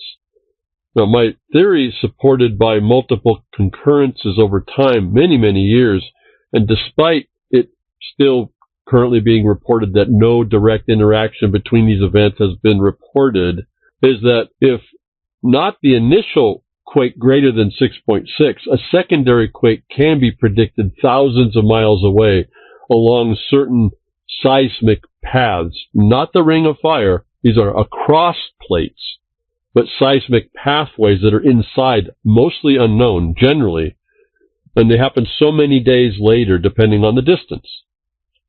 For instance, that quake larger than 6.6 in northern Japan would consistently, pre-Bandaichi, trigger a notable earthquake somewhere from northern California to British Columbia approximately 3 days later, sometimes down in the middle California area, north. Anything above 7.0 earthquake would return a greater than 6.0 a few days later on the west coast, typically 3 to 4 in North America. An earthquake in southern Japan would go southwest instead and trigger an earthquake around Central America, roughly the Isthmus of Panama, to northern South America in about 4 days. And then looking at the map, if you look, you should intuitively see that the timing correlation. It's almost the same speed. It just takes a little longer to get there because it's a little farther away. And once hitting the coast of South America, that energy would then turn due east across South America, reaching into the West Atlantic, with some quakes occurring just short of the great crustal spreading at the Atlantic Ridge. Again, I'm talking about from things I've tracked all these years watching. And this is just now being seen by some, that there's all this connection that goes through. It's not a fault system. It's a way that the energy travels through the crust. Now, but apparently all this is not mainstream yet. There's no connection. And it's not much different, or if any different, that only major faults were known, even acknowledged back in the day, as I was starting to observe these things, that if science is going to hold, my logic was, if science is going to hold the theory of earthquakes occur along these faults, then earthquakes must be identifying the location of faults, whether or not known, and however rare, and couldn't be disregarded. So I started mapping every earthquake the newspaper mentioned. Yes, no internet now. I said back in the day, newspapers I'd read at something called a public library. For those unfamiliar with such a place, that's a building with books and periodicals and other reading stuff. It also turned out, at the same time, unbeknownst to me, a guy with at least science creds to say so. He's a geologist. His name was Jim Birkeland, had been following and reporting on non-traditional indicators such as fluctuations in lost pet advertisements, animal behavior anomalies, and alignments of lunar and tidal cycles when he was predicting earthquakes. And he nailed quite a few. That's what got him on the map. Instead of the creds, I just waited for the earthquakes and mapped them, how I did it. Over a couple of years, though, the documentation and documenting those epicenters of even the very smallest quakes, the faults began to appear, places they weren't known to be. I identified, beyond the 2 major approved faults, I identified 6 more faults under a major population and industrial center and in the foothills where houses were being built, but not a mention of them by the experts. This is where I started to understand about paying attention, and you might be able to get more information than the experts might have. This all has subsequently been increased, and they had found 2 more after I left the area. There was more earthquakes, and someone did more studies, and they found a total of 8 extensive faults that had not been understood before, that could erupt unexpectedly. The Earth's crust, she's all cracked up, don't you know? And years later, also unbeknownst to me, Birkeland observed the correlation to those unknown faults as well. And so a place that only had 2 faults, they ended up having like 8 or more. There might be more now. So again, I stopped looking when I moved from the area. And those only most recent ones were done because of the new activity. I think it was the new electronics technology they had to find them. They're very hard to see. But I'm a bit surprised they aren't a few more, even so. We're one to consider this Central Valley to be a big gouge. If you look at a map above, like you're flying above, and the Central Valley, California, there's a big gouge caused either by a glancing impact or a meteor impacting at an angle, skipping. The faults being deep fractures from the impact that you can see it running up and down the California, and it splashes into Oregon. And not the same one, but we do have in northeastern Oregon, along mostly the periphery of what appears to be a more direct meteor impact. There's a valuable mineralization, large area. You follow that impact area, and they're all fractured areas around the rim, and they're all mineralized, like hydrothermal venting coming up and depositing valuable minerals in them.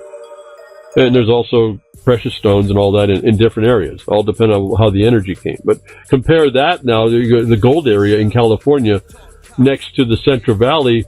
If you look above the California map, it's seen as a gouge of like a big wagon wheel rolled through the mud and shoving up the Sierra Nevada mountain range there.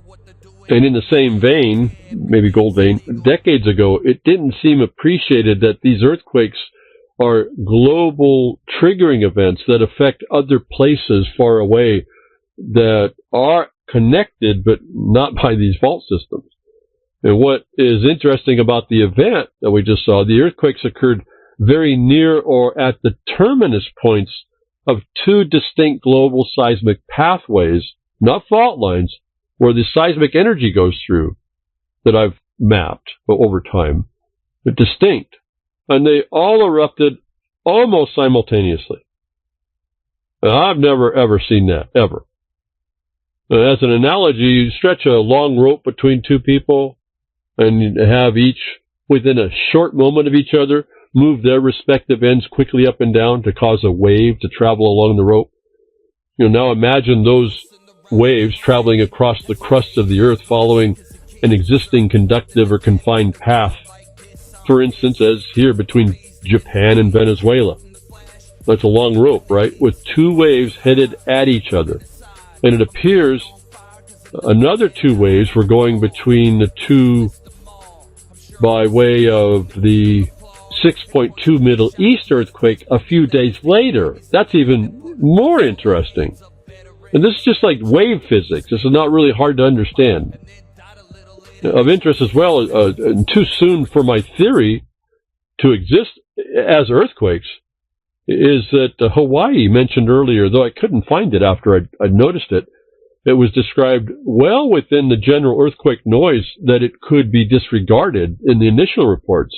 It registered a notable, though not large, 4.3 earthquake at roughly the same time generally. We're talking, there's like 8 hours difference, but I'm going to say that's all at the same time here.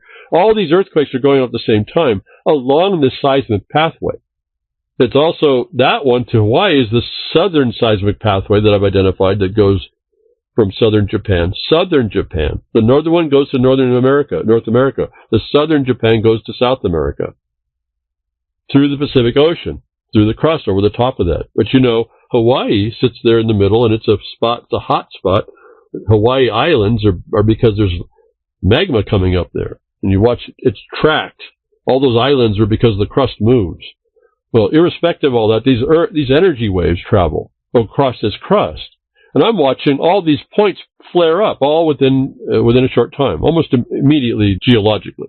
And if you look at the map of the epicenter in Venezuela, the coastline indent nearby delineates that fault. It goes into the Atlantic Ocean. And the rarity about this relative to my long-held theory, that relative to this response, is that in contrast to earthquakes happening across the globe in time as the wave traveling along a stretch rope some number of days after the triggering quake, anything above 6.6 would do this, it seemed. These route termination areas went off relatively at the same time.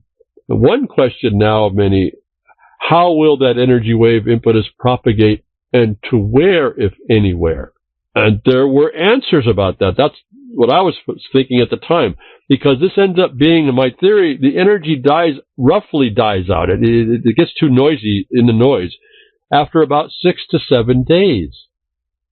And so I'm waiting now for time and watching this time going on. Where are these things going to pop up? Where do these waves pop up? And the Middle East one pops up. And that's very interesting still. 2 directions got that one.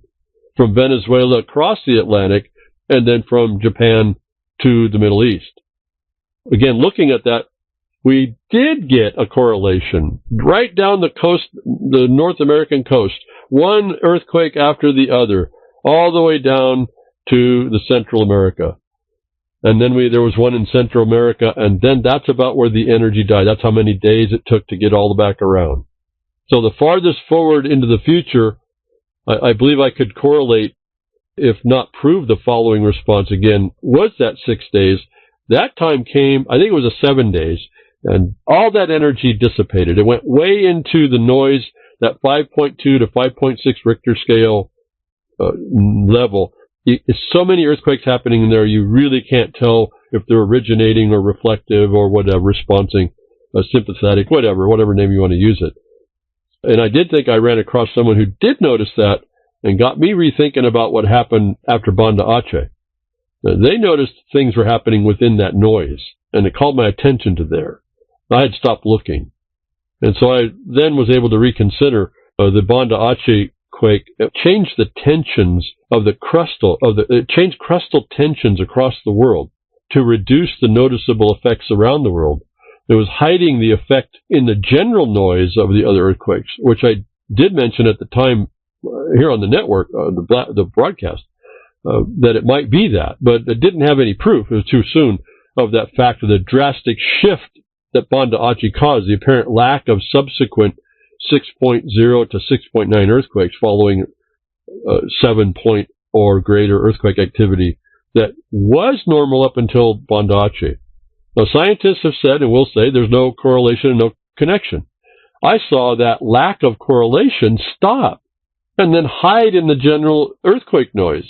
So something's there, whether the experts see it or not. But very impressive earthquake event here.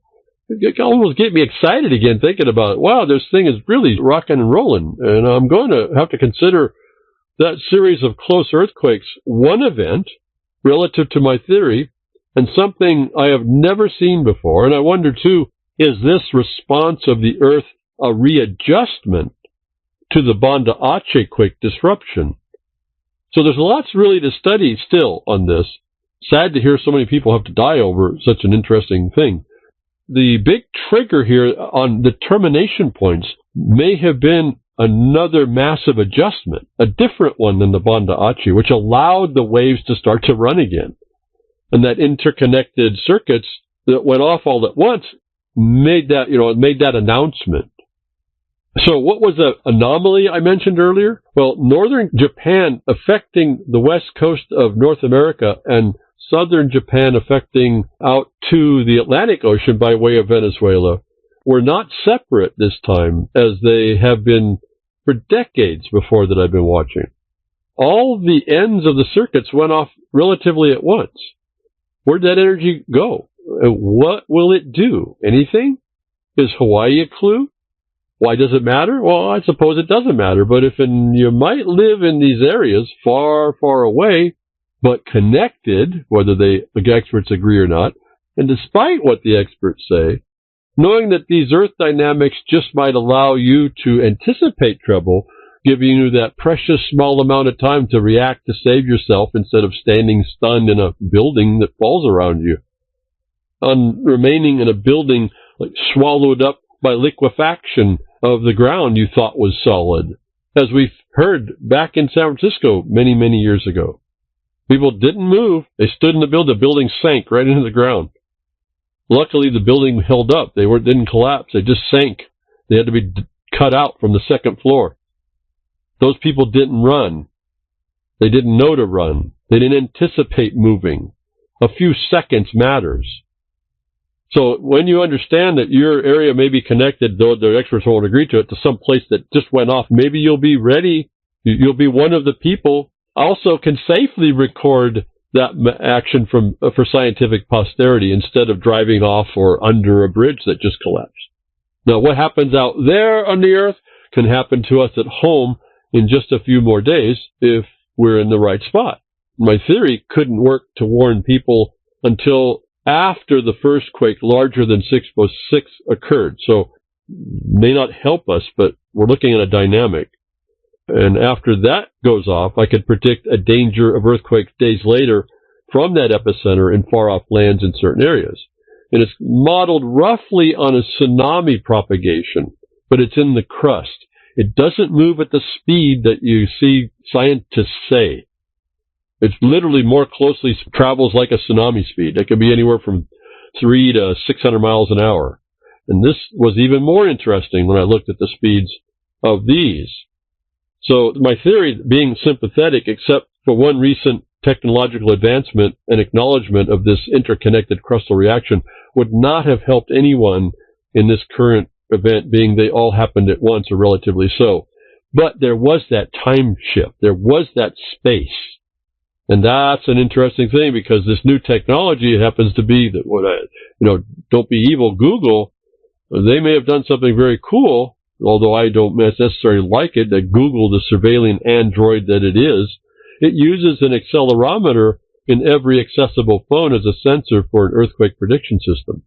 Now, they predict and feel for the P wave generated by the quake, and the detection and analysis of which entered an alert to be sent moments before the Android users in Venezuela happened, right? So they were just given enough notice. Now, except for yet another creepy proof, your every movement is monitored when the phone is not setting somewhere else. How cool is it that there was an earthquake alert system that might have given people those precious moments and heads up to prepare or get out of the way? Given that technology coupled with my theory, which is likely more common knowledge today, as I'm noticing people seeing it, the response of things in areas, whether they're not connected or not, they're seeing the response. As soon as Venezuela was alerted, other quake-connected response areas in far-off lands, in this case Japan, and now we know the west coast of North America, particularly California, hit just before that. And despite the evidence suggesting they were separate before, to me, northern to southern in different directions, that would have been possible to alert everybody of the possible imminent damaging earthquake in moments. Again, but due to the rarity, more likely days, if it was just, as I was telling you before, depending on that distance of the epicenter. But moments, even this new system, and then triggered just everybody who would be in a connected spot was given notice. The people in Japan would have had 29 minutes before their earthquake to prepare. And unless it was the very first under the radar, so to speak, people in California with their lowly 5.6 would have known to stay out of the flying bottles and condiments section of their local grocery store.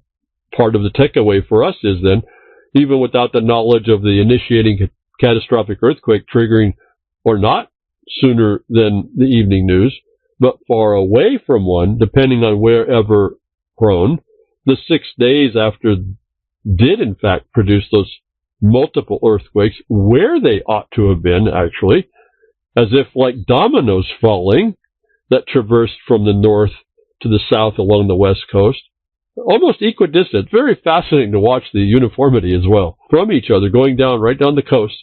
Also something I'd never seen correlated, the Middle East, that Middle East one receiving a 6.2 that was relatively properly placed in distance between the larger Venezuelan quake and the smaller Japan quake.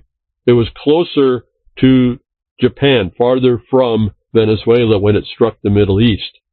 That's something I've never seen either, crossing that rift. I've never seen it go across the Atlantic ridge, and that indicates a great tension there across, hard pressed together, and the wave energy could cross it. And then in a couple of days later, after causing the Middle East earthquake, that wave went all the way back to Japan, and a day later than that, being much further south, a 6.2 hit in North Maluku, Indonesia. It's all the same timing. It's all sequentially occurring in the proper time going along the Earth. And these waves were traveling much slower, much slower than before the Banda Aceh quake. It's fascinating how slow they were actually going. And between the two Venezuela quakes and the tsunami-style speed did exist between those two quakes in a 39-second delay. It appears this great global reset was tectonic, not technocratic. A fascinating occurrence. The coming days may be more earth-shaking and on schedule, so be aware out there. This has been BTWRLM676, and I'll be with you next week. Tech Diffs, or nature willing. Echoes call, the hour is near. Behind the woodshed, the truth you'll hear. Every Sunday, the clock strikes 3. Hal's voice rolls like thunder, fierce and free. Pull up a chair, lean in close, listens to learn. Goes by dose behind the woodshed. No stone unturned, Hal's words ignite, the airwaves burn. Stand up, listen, it's time to learn. Behind the woodshed, where truths are earned. Law to liberty, the spectrum light in Hal's court. No place to hide, a can of bass, ready to burst for unspoken truths and unquenchable thirsts. Behind the woodshed, no stone unturned, Hal's words ignite, the airwaves burn. Stand up, listen, it's time to learn. Behind the woodshed, where truths are earned. So mark the time when Sunday comes. Behind the woodshed, beating drums, Hal's voice a beacon, fierce and bold in the fight for truth.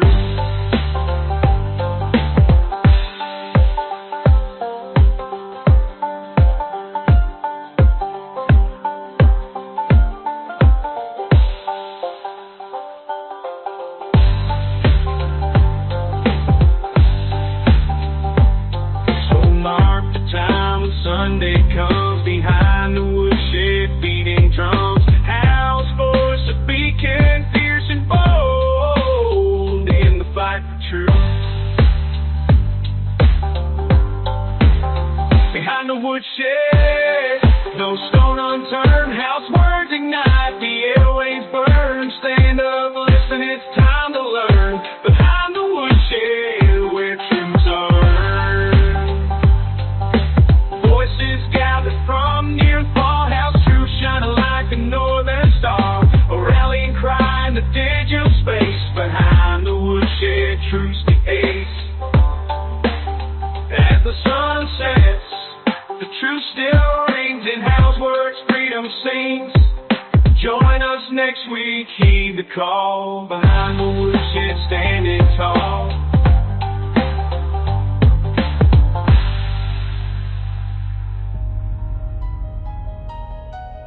Real existential threats. Donald the Menace. Trump's speech from Mount Rushmore. Trump said, comparing communism to those posed by the 2 world wars and 9/11. Vulgar barbarity. Man killed by ICE was close to getting legal status. He ignored commands and an officer fired his weapon in self-defense. It's over already. Trump has declared the fragile ceasefire with Iran over. Continuing peace talks is a waste of time. Iran condemns Trump's vulgarity amid new escalation.